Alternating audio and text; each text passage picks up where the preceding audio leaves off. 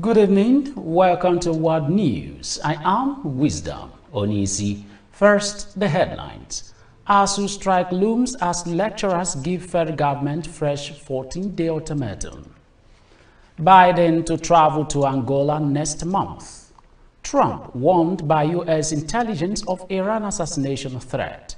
And on sport, Man City confirmed Rodri has injured knee ligament. Now the news in details. The Academic Staff Union of Universities, ASU, has handed the federal government a fresh 14-day ultimatum to resolve pending issues. ASU President Emmanuel Osodeke made this clear in a statement on Wednesday. Osodeke said they were frustrated with the government's lack of commitment and delay tactics. Hence, it has given the President Bola Tinubu government a 14-day ultimatum which starts on Monday, September 23rd. In view of the foregoing, ASU resolves to give the Nigerian government another 14 days in addition to the earlier 21 days, beginning from Monday, September 23rd, 2024, during which all the lingering issues must have been concretely addressed to the satisfaction of the membership of the union. Away from that, the Federal High Court in Abuja on Wednesday adjourned the alleged money laundering case filed by the Economic and Financial Crime Commission (EFCC) against the immediate past governor of Kogi State, Yahaya Bello, until October 30th, 2024. The adjournment by Justice Emeka Nwite came as ex-governor Bello moved to Supreme Court to file an appeal seeking to set aside the arrest warrant issued by the trial court on April 17th. When the matter came up for hearing, the defense counsel A.M. Adoyi drew the court's attention to the fact that the issue of the arraignment of the defendant was the subject matter of an appeal already entered by him at the Supreme Court. Adoyi said he would like to draw the court's attention to the appeal by virtue of the affidavit of record filed on September 23rd. Counsel for EFCC Kemi Pinheiro, however, told the court that the defendant counsel was turning the court into a place for entertainment. It will be recalled that the former governor submitted himself to the EFCC last Wednesday, accompanied by the governor of Kogi State, Ahmed Usman Ododo, but the EFCC reportedly refused to interrogate or detain him. We also have that the Niger House of Assembly Joint Committee on Works, Infrastructure and Healthy Nutrition ordered the immediate suspension of the ongoing construction work at IBB University Teaching Hospital. They also ordered the contractors handling the project to appear before the committee to effect correction where necessary and save the 18 billion naira teaching hospital project. The committee alleged poor performance and irregularities at the construction site by the contractor handling the project.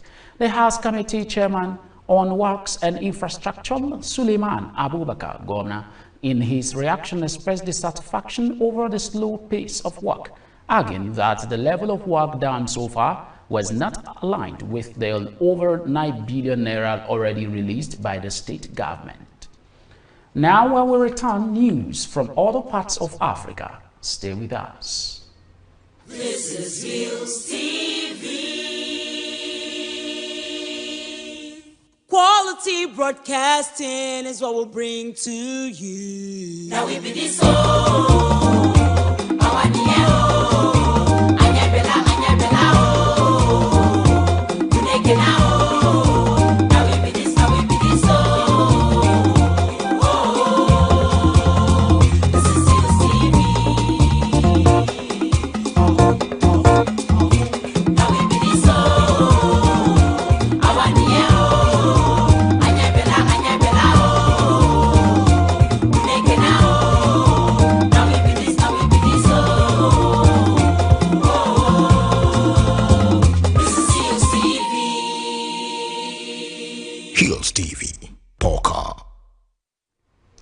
Welcome back. Now news from other parts of the world. U.S. President Joe Biden will visit Africa next month, the White House announced on Tuesday in his first trip to the continent while in office. He will first travel to Berlin. In the German capital, he will boast an alliance and voice his gratitude to Germany for supporting Ukraine's defense against Russia, as well as other issues, the White House stated. He will then travel to Angola from October 13 to 15, where he will discuss firming up economic ties and boosting security, among other issues, with President Joao Lourenço. Biden is also to discuss a vision for a rail project that would start in Angola and link the Atlantic and Indian Ocean. In a statement, White House Press Secretary Karine Jean-Pierre said the president's visit to Luanda celebrates the evolution of the U.S.-Angola relationship and underscores the United States' continued commitment to African partners and demonstrates how collaborating to solve shared challenges delivers for the people of the United States and across the African continent. We also have you know that Sudan's ex-leader Omar al-Bashir, who was ousted from power several years ago, has been moved from a jail north of Omdurman to Merowe Hospital, which is situated some 450 kilometers away from the capital, Khartoum. His legal team requested for the 80-year-old to be transferred due to medical reasons, as al-Bashir required treatment that were not available at the Wadi Sanda military base, where he was previously detained. Two of his former staff were moved with him, and former defense minister and former sport minister. Sudan has pledged to hand al-Bashir over the International Criminal Court, which has issued an arrest warrant for him. Al-Bashir is wanted by the court on charges of genocide and war crimes relating to conflict in Darfur, which erupted in 2003. We move to other parts of the world after this break. Stay with us.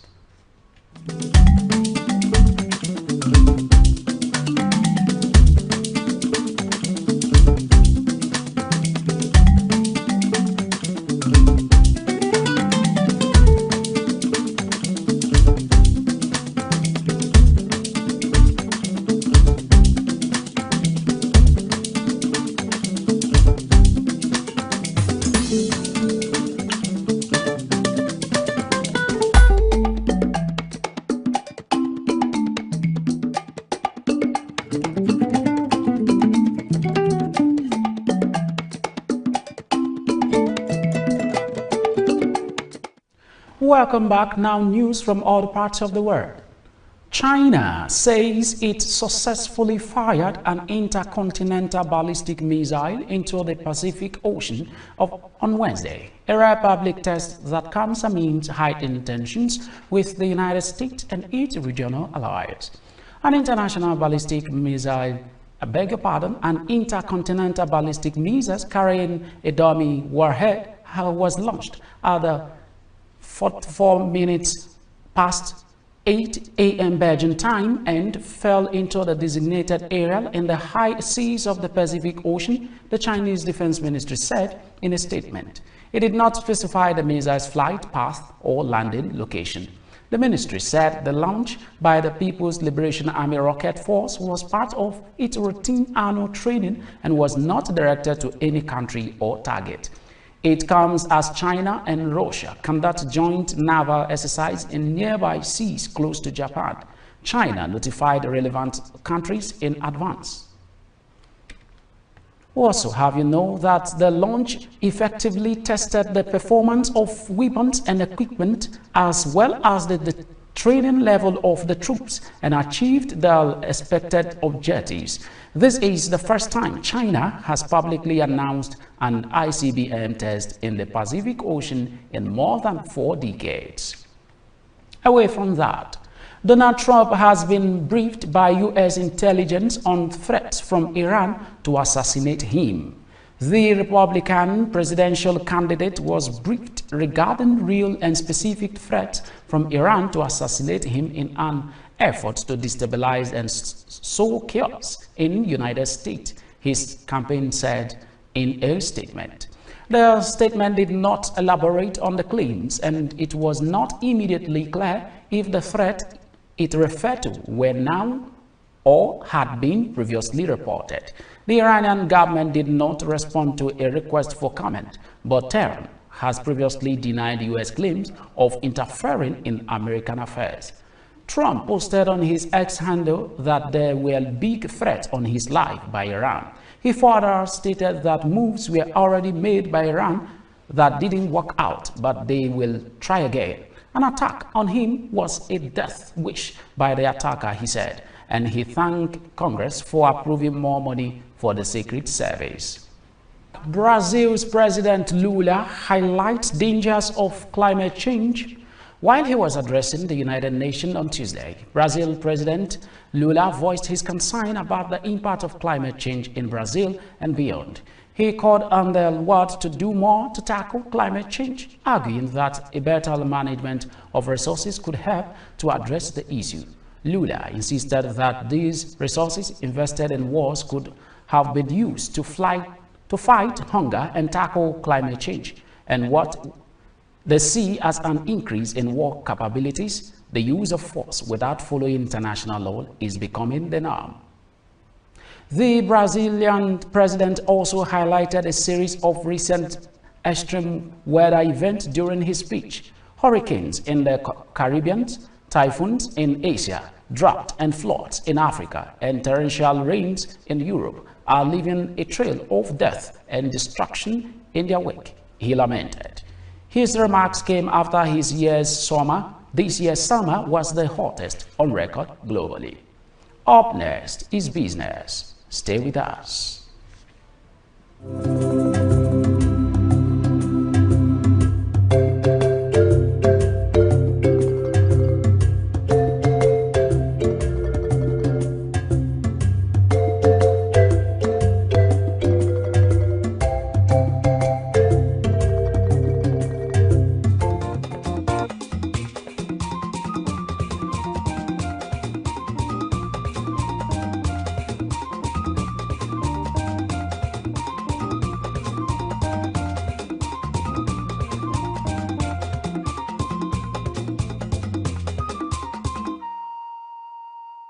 Welcome back.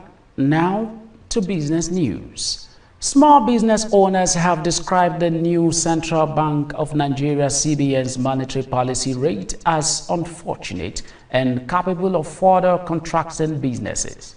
They added that as businesses contract, firms will downsize, leading to loss of jobs. Recall that yesterday the CBN raised the MPR by 50 basis points from 26.75% to 27.25%, but it retained the asymmetric corridor of 100 basis points.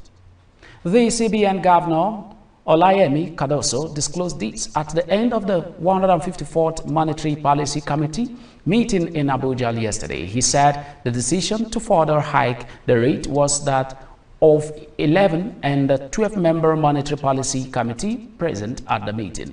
The MPR set by the MPC of the CBN is a benchmark of the interest rate charged by banks to their customers. Meanwhile, the Nigerian Bureau of Statistics also announced yesterday that Nigerians' unemployment rate grew by 1.2 percentage points to 5.3% year-on-year. Hence, the alarm raised by small businesses, the new interest rate, they said, will make many lose their jobs, while businesses will be bad for made-in-Nigeria goods. We also have you know that the United Arab Emirates remains Ghana's top export destination for the second quarter of 2024, accounting for 15.0 billion Ghana cedis. Data from the Ghana Statistical Service has revealed. According to the GSS, these represent 23.3% of total export. Switzerland followed closely with export value at 13.2 billion Ghana cedis, representing 20.5%, while South Africa ranked third with export amounting to 8.3 billion Ghana cedis, that is 12.9%, the data reviewed.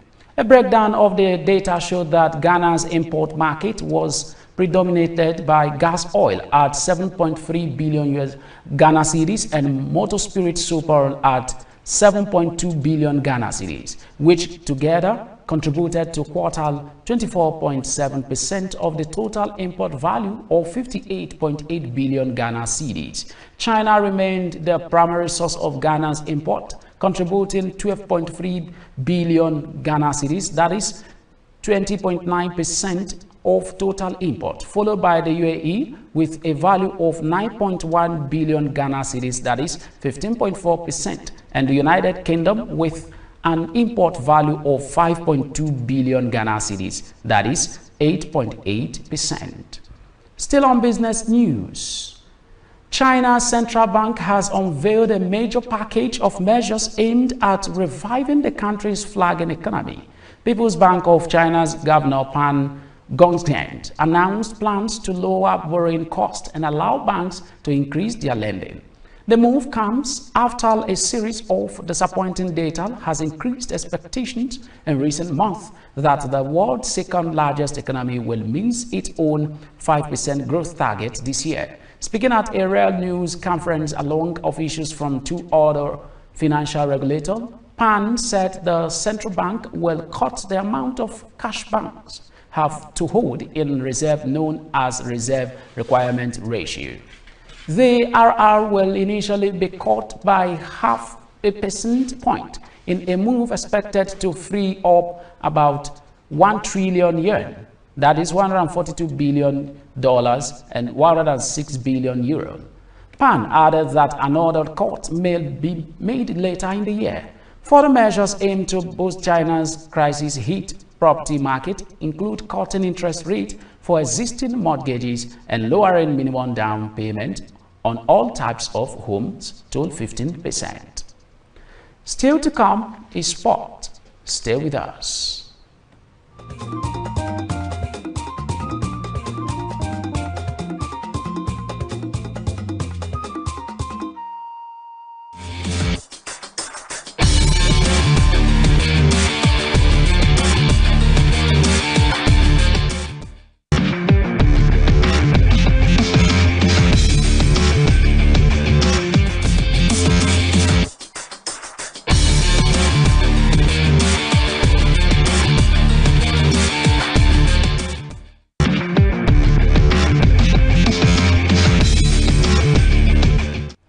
Welcome back now to sport news. The Nigerian Fencing Federation has confirmed the donation of 5 aluminium fencing pieces to the body of Absolute Fencing, a US-based fencing equipment manufacturer, ahead of the 2024 Men's Junior Epid World Cup, which will be hosted by the country in December.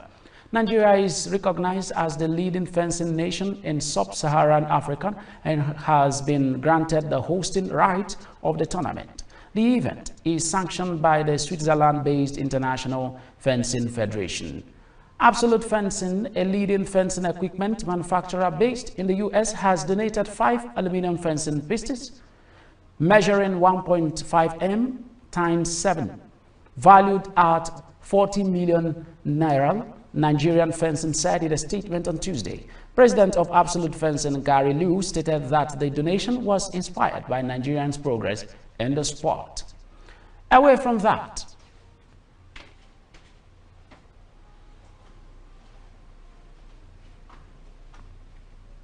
Manchester City confirmed Rodri has injured knee ligament.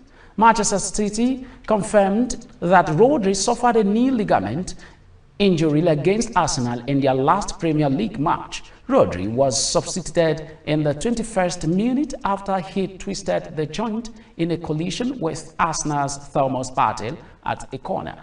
No timescale has been put on the player's recovery, but Carabao Cup win over Watford, Pep Guardiola said he is set for a lengthy spell on the sidelines.